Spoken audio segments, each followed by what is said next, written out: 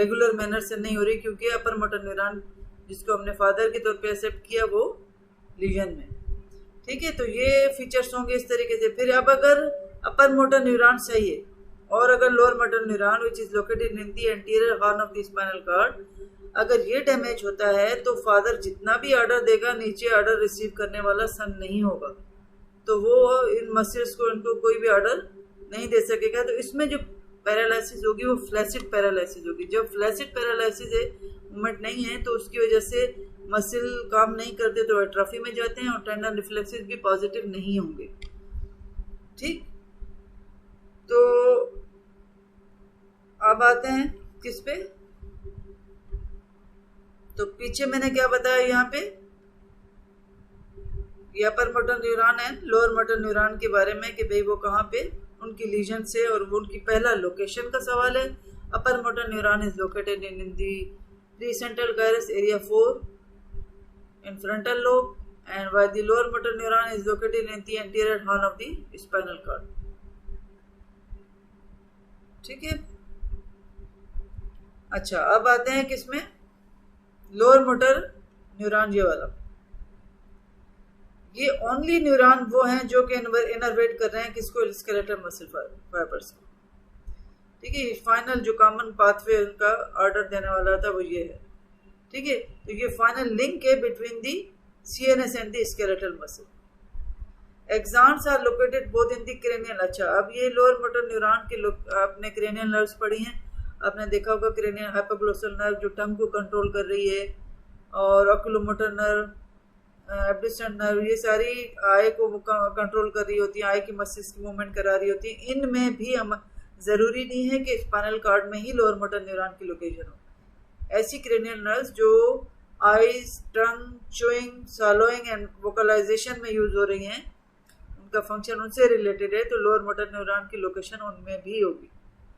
ठीक है, अच्छा अब क्लिनिकल्स के लिहाज से आप देखो, इन मोटर कॉर्टेक्स ये जो हमने देखा, जिसको हमने कहा कि प्रीसेंट्रल गायरस फ्रंटल लोब है, the body is mapped out across the extent of the gyrus, पूरी गायरस में से एक्सटेंड हो रही, लेकिन अपसाइड डाउन। अब देखो, control of feet lie near the midline at the top of the gyrus। ठीक है, क्योंकि गायरस नीचे भी है, इधर भी है, लेकिन टॉप ऑफ द गायरस में हमारे पास फीट है। Where is the lateral side of the gyrus, ये वाली, control the hand and the face. Because the body parts are spread so widely in the cortex, the cortical stroke are rarely big enough to affect an entire half of the body। क्योंकि ज्यादातर किसने जगह ली हुई है, hand ने और face ने। Instead, the hand or face which make up the most cortical areas are preferentially affected। वो ज्यादा अफेक्टेड होते हैं। थोड़ी, अब ऐसा नहीं कि वो अफेक्ट नहीं होते, वो भी हो सकते हैं, स्ट्रोक पे डिपेंड करता है। अगर एंटीरियर सेरेब्रल आर्टरी गई तो फिर तो कंफर्म लोअर पार्ट भी, लोअर लिम्ब भी इन्वॉल्व होगा। अच्छा, stroke in the internal capsule, अगर इंटरनल कैप्सूल से फाइबर्स पास हो रहे हैं कॉर्टिकोस्पाइनल ट्रैक्ट के, तो फाइबर्स बंडल जो, क्योंकि इंटरनल कैप्सूल से जब पास होते हैं वो बिल्कुल कंडेंस्ड होते हैं, फिर कोरोना रेडिएटा के तौर पे पहुंच के स्प्रेड होते हैं। तो उसकी वजह से अगर इंटरनल कैप्सूल में होता है स्ट्रोक, उसकी आर्टरी को डैमेज होती है, तो उसकी वजह से जो पैरालिसिस होती है वो entire side of the body, this is called the hemiplegia और हाफ पैरालिसिस और हेमीपैरेसिस और हाफ वीकनेस। ठीक है, अब ये कॉर्टिकोस्पाइनल ट्रैक्ट था जो हम डिस्कस कर भी चुके। यहाँ पे मैं दोबारा आपको बताती जाऊँ, this is the frontal lobe, precentral gyrus से स्टार्ट हुआ and posterior limb of spinal internal capsule से पास हुआ, and then the crus cerebri, and then the, ये कौन सा, ठीक है, फिर ये basal portion of the midbrain, pons, और फिर यहाँ से पायरामिड, यहाँ पे लोअर पार्ट ऑफ मेडुला में क्रॉस किया, और फिर ये इंटरनशियल न्यूरॉन के थ्रू वेंट्रल हॉर्न में चले गए। ठीक है, अच्छा यहाँ पे हम देख रहे हैं ये वो 10% है जो क्रॉस नहीं करते डायरेक्ट, इसमें आगे किसमें, anterior funiculus. Thus the corticospinal fibers control the voluntary skill movements of the opposite side of the body through the anterior horn cells, इसके थ्रू कंट्रोल करता है। अपर मोटर न्यूरॉन की लीजन को हम जब टेस्ट करते हैं तो वो कैसे करते हैं? अब यहाँ पे देखो, ये लेटरल साइड ऑफ हील है। लेटरल साइड ऑफ हील से ही हमने lateral border of the foot की तरफ यहाँ पे एक पिन से उसको अगर इस तरीके से मूव करके लेके जाते हैं तो नॉर्मली पर्सन को जो है प्लांटर फ्लेक्शन करनी चाहिए, ठीक है। लेकिन अगर वो ऐसे डॉर्सी फ्लेक्शन करता है, फुट की डॉर्सी फ्लेक्शन हो रही है, बाकी टोज स्प्रेड हो रहे हैं, तो इसका मतलब है ये अपर मोटर न्यूरॉन की लीजन पॉजिटिव है। इसको हम कहते हैं पॉजिटिव बेबिन्स्की साइन। लेकिन ये 1 ईयर के बेबी के में नहीं करते, क्योंकि 1 ईयर के बेबी में ये वैसे भी इसी तरीके से पॉजिटिव आता है। उसकी वजह ये होती है कि कॉर्टिकोस्पाइनल ट्रैक्ट जो है वो वेल माइलिनेटेड नहीं हुआ होता उस वक्त, अनमाइलिनेटेड होता है उस वक्त, ठीक है। फिर इसमें क्या होगा, और अपर मोटर न्यूरॉन की लीजन में सुपरफिशियल एब्डोमिनल रिफ्लेक्सेस और एब्सेंट हैं। क्रीमेस्टिक, क्योंकि मैंने कहा था रिफ्लेक्सेस और टेंडन रिफ्लेक्सेस वगैरह ये अपर मोटर न्यूरॉन की में हमारे पास बाकी टेंडन रिफ्लेक्सेस पॉजिटिव हैं, लेकिन superficial abdominal reflexes are absent and the cremasteric reflex is absent. ये रिफ्लेक्स एब्सेंट होंगे, ठीक है। तो फाइन स्किल वॉलंटरी मूवमेंट्स जो है वो लॉस हो जाएंगी at the distal, specially at the distal end of the limbs. अब लोअर मोटर न्यूरॉन की लीजन में मैंने आपको बताया था कि लोअर मोटर न्यूरॉन एज हमने कंसीडर किया था एज सन। तो फादर जितना भी ऑर्डर देगा उसमें हमारे पास कोई मूवमेंट नहीं कर सकेगा। तो फ्लैसिड पैरालिसिस थी, एट्रोफी ऑफ द मसल थी क्योंकि मसल काम ही नहीं कर रही, loss of reflexes of muscle, muscular fasciculation, ये ट्विचिंग होती है मसल्स की जब only when there is slow degeneration of the lower motor neuron हो रहा है तो उस वक्त मसल ट्विचिंग दिखा रही होती हैं। तो अगर कोई एक्सपर्ट होगा डॉक्टर तो वो उसको पकड़ लेगा कि भाई इसमें लीजन होने वाली है, ठीक है, तो उसको कंट्रोल करेगा। अब muscular contracture, this is a shortening of the paralysed muscles, it occurs more often in जैसे हमने जनरल एनाटॉमी में पढ़ा था, एंटागोनिस्ट के साथ जो मसल एक्शन प्राइम मूवर्स होते हैं वो उनके साथ हेल्प करने के लिए हमारे पास एंटागोनिस्ट होते हैं। तो जैसे अगर प्राइम मूवर्स ही काम नहीं कर रहा तो एंटागोनिस्ट भी फिर उसको फंक्शनिंग नहीं करेगा, तो उसकी वजह से उसमें मसल की कॉन्ट्रैक्चर होगी।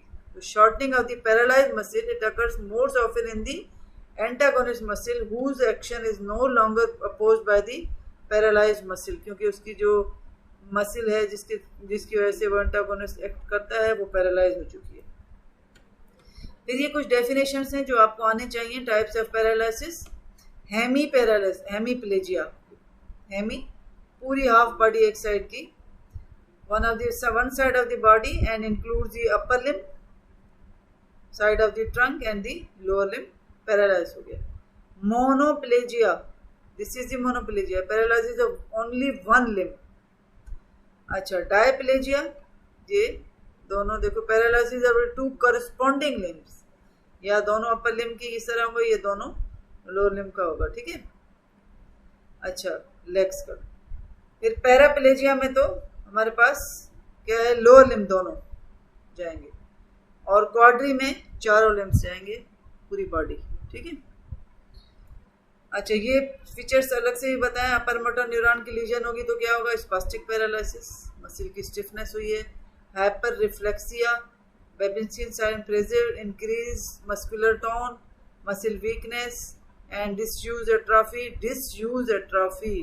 डिसयूज जब हम उसको खुद इस्तेमाल ना करें तो एट्रोफी हो सकती है, ठीक है। Large area of the body is involve and decrease speed of the movements. और लोअर मोटर न्यूरॉन जिसमें हमने सन के तौर पे इसको कंसीडर किया था तो उसमें फ्लैसिड पैरालिसिस थी, और मसल और रिफ्लेक्सिया उनका ए रिफ्लेक्सिया, मीन उसमें रिफ्लेक्स नहीं होगा। बेबिन्स्की साइन इसमें एब्सेंट होगी, फेसिकुलेशन जो मैंने अभी पीछे पढ़ाई, मसल वीकनेस होगी, एट्रोफी ऑफ मसल होगा, small area of the body is involve होगा, decrease speed of the movements. अब ये चीज दोनों में ही सेम है, decrease speed of movement, decrease speed of movements, ठीक है। पोलियोमाइलाइटिस, पोलियोमाइलाइटिस किस एग्जाम्पल में आता है, वायरस की वजह से होता है जो कि neuron of the anterior grey horn, mean जहाँ पे लोकेशन है किसकी, लोअर मोटर न्यूरॉन की, तो ये लोअर मोटर न्यूरॉन लीजन हो गई, ठीक है। इम्यूनाइजेशन करो तो इसमें काफ़ी हम डिक्रीज कर देते हैं, जैसे पोलियो के ड्रॉप्स पिलाते हैं, ठीक है। तो वरना पहले तो ये एक ऐसी डिजीज थी जिसका इलाज नहीं था, तो माजूरी हो जाती थी। लेकिन अभी ये है कि अब अगर पोलियो के ड्रॉप्स पिलाए जाएं 5 सालों तक के बच्चे को, तो इस बीमारी से बचा जा सकता है। ठीक है। तो पैरालाइसिंग अवधि अगर इसमें हो जाए, अगर बिलफर्ज हो जाती है anterior horn of the spinal cord जो है इसकी डैमेज हो जाती है, तो जो जब वहाँ के न्यूरॉन्स की डेथ होती है, following death of the motor nerve cell there is paralysis and wasting of the muscles. आपने पोलियो वाले के बच्चे को देखा होगा, उसकी टांग बिल्कुल ही वास्टिंग में मीन सुकड़ चुकी होती है और उसकी वो मूवमेंट्स उसकी नहीं होती है उस पार्ट की। ठीक है। मसल वास्टिंग होती है जिसकी वजह से, क्योंकि मसल में रिफ्लेक्सेस भी नहीं है, फ्लैसिड पैरालिसिस है। Muscles of the lower limb are most commonly affected. ठीक है। अपर लिम्ब भी होती है, लेकिन हमने ज्यादातर जब भी देखा है तो most commonly lower limb are affected. In severe poliomyelitis में रेस्पिरेटरी सिस्टम भी इन्वॉल्व हो सकता है। पैरालिसिस इंट्राकोस्टल मसल की भी हो सकती है और डायफ्राम की भी हो सकती है, जिसकी वजह से डेथ भी हो सकती है। अच्छा, अब ये तो थे कॉर्टिकोस्पाइनल ट्रैक्ट। बकिया जो डिसेंडिंग ट्रैक्ट्स हैं उसमें हमने आपको नाम थोड़े से बताए थे। ये रूब्रोस्पाइनल ट्रैक्ट है, रेड न्यूक्लियस से शुरू हुआ, पूरा ब्रेन स्टेम को क्रॉस करता हुआ ये हमारे पास रूब्रोस्पाइनल ट्रैक्ट यहाँ पे लेटरल फनिकुलस में आके खत्म हुआ, फिर इंटरनशियल न्यूरॉन के थ्रू ये जाएगा। यहाँ पे इंटरनशियल न्यूरॉन होंगे लेटरल कॉलम में, ग्रे कॉलम में, और फिर यहाँ पे ये आएगा ventral horn of the spinal cord में। ठीक है। तो इससे ये रूब्रो उसी तरीके से जो मैंने आपको बताया, ये सारे वहाँ पे पूरे ट्रैक्ट का डायग्राम में दिखाई कि ये रूब्रो स्पाइनल ट्रैक्ट है, और ये तो कॉर्टिको स्पाइनल ट्रैक्ट ही है जो हम पढ़ चुके। यहाँ पे फिर रेटिकुलो स्पाइनल ट्रैक्ट है, फिर वेस्टिबुलर न्यूक्लियस से शुरू हुआ, वेस्टिबुलर स्पाइनल ट्रैक्ट हो गया। ठीक है। और ये कौन सा हो गया, ये वाला रेड न्यूक्लियस से रूब्रोस्पाइनल। तो रूब्रोस्पाइनल ट्रैक्ट जो है जो यहाँ पे ला रहा है, तो इसका फंक्शन क्या है, maintain the tone of the skeletal muscle particularly upper limb. फिर vestibular spinal, where is vestibular, this is the vestibular spinal. ठीक है। वेस्टिबुलर न्यूक्लियस ऑफ द इधर से शुरू हुआ मेडुला से, और ये आके फिर स्पाइनल कॉर्ड में उसी तरीके से जाएगा जो हमने यहाँ पीछे देखा। वेस्टिबुलो स्पाइनल ट्रैक्ट भी इसी तरीके से, वेस्टिबुलो यहाँ पे था। ठीक है। तो ये वेंट्रल फेनिकुलस में आया, उसके बाद वो इंटरनशियल न्यूरॉन में गया, और फिर वहां से कहाँ पे आया, ventral horn of the spinal cord. ठीक है। वेस्टिबुलो स्पाइनल और लेमिनी अगर देखें, अगर यहाँ पे हमने जब हमने ट्रैक्स असेंडिंग ट्रैक्स पढ़े थे, तो हमने वेंट्रल इसको grey matter of the spinal cord को 10 लेमिनी में डिवाइड किया था। ठीक है। तो यहाँ पे फर्स्ट थी, सेकंड, थर्ड, फोर्थ, सेंटर में 10 थी और इस तरफ 8 थी। तो यहाँ पे ये बताया है कि भाई ये जो वेस्टिबुलर स्पाइनल ट्रैक्ट है ये कहाँ टर्मिनेट होता है, लेमिनी में, लेमिनी 7, 8 एंड 9। और ये मेंटेन करता है equilibrium and posture of the body and limbs को। ज़्यादातर का ये काम है। ये ईयर से देखो, वही यहाँ से वेस्टिबुलर नर्व आई और यहाँ पे वेस्टिबुलर न्यूक्लिया मौजूद थे उसमें मेडुला में, और फिर वहाँ से ये ट्रैक्ट आके हमारे पास वेंट्रल फनिकुलस में आया, फिर इंटरनशियल न्यूरॉन के थ्रू यहाँ पे आ गया ventral horn of the spinal cord. Tectospinal, ये मिड ब्रेन का टेक्टम है, टेक्टम से आया और ये पॉन्स को क्रॉस किया, फिर पैरामिड को इस तरह, ये these are all extrapyramidal. यहाँ पे देखो पैरामिड में इसको डॉटेड बनाया गया है, क्योंकि ये पैरामिड से नहीं गुजर रहा, पैरामिड से बाहर गुजरता है। ये तमाम कॉर्टिकोस्पाइनल ट्रैक्ट के अलावा तमाम जितने ट्रैक्ट हैं डिसेंडिंग, वो they are extrapyramidal tract. ठीक है। तो फिर ये इस तरीके से वेंट्रल फनिकुलस में आएगा, उसके बाद ये anterior horn of the spinal cord में जाएगा। अब इसका फंक्शन क्या है, अब इसमें देखो यहाँ पे एंड में मैंने लिखा है, the tectospinal tract is thought to mediate reflex movement in response to visual stimuli. जैसे ट्रेन जा रही होती है तो आप उसको दूर तक देखते जाते हो, और कोई बंदा भी जा रहा हो तो उसको दूर तक इससे देखना हो तो देखते हो। अगर ये रिफ्लेक्स नहीं होता तो बस वहीं देख के वहीं छोड़ देते। ठीक है। तो ये इसका ये हुआ। Olivospinal tract, olivary nucleus is present in the medulla. ठीक है। इंफीरियर ओलिवरी न्यूक्लियस से स्टार्ट हुआ in the medulla oblongata and terminate in relation to the anterior horn of the spinal cord में आके खत्म हो गया। फंक्शन इसका movement arising from the proprioceptors, जो मूवमेंट जैसे जॉइंट्स की मूवमेंट्स हैं तो वो उसकी ऑर्डर को ये ओबे करता है।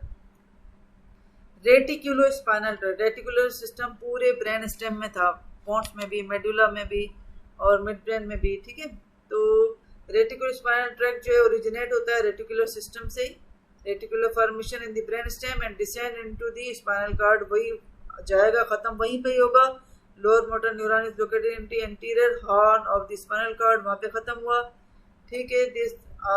These tracts play role in the maintenance of muscle tone, इसका भी फंक्शन क्या होगा, मसल टोन होगा, ठीक। तो इसको हम कंसीडर करते हैं reticulospinal fibres are now thought to be included in the descending autonomic fibres, क्योंकि reticulospinal tract provide pathway with the hypothalamus can control the thoracolumbar sympathetic outflow and the sacral sympathetic parasympathetic.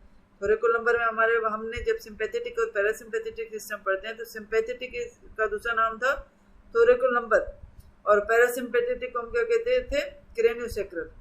तो ये उस pathway के लिहाज से उसको control करता है, हाइपोथैलेमस को ऑर्डर देता है, हाइपोथैलेमस के थ्रू इस सिस्टम को कंट्रोल करता है, ठीक है बेटा। ये है हमारे डिसेंडिंग ट्रैक्ट्स, यहाँ पे हमारे ट्रैक्ट्स की डिस्कशन कंप्लीट हो गई।